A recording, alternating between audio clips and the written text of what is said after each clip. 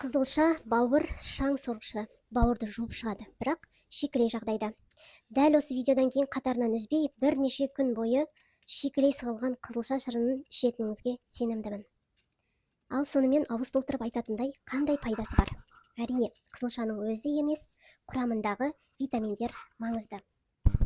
Құрамында тіпті бауыр шаң сорғышы аталып кеткен бетаин бар. Бетаин сазоттарды тазалап, токсиндерді шығарады.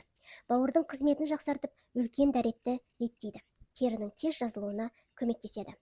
Қызылша фолий В12 витамині жетіспеушілігінен туындаған проблемаларды жояды. Медицинада гепатопротектор бауырды қорғау мақсатта қолданылады. Ағза тазалауда таптырмас өнім.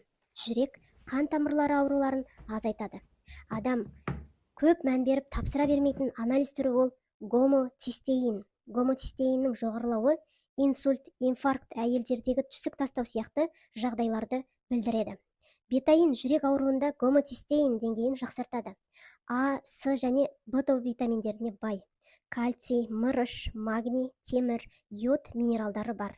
Тамақтанар алдында 10-15 минут бұрын ішкен дұрыс. Қызылшаны сүйіп жейтін адамдардың шашы жылдам өсіп, қалыңдап жылтырай түседі.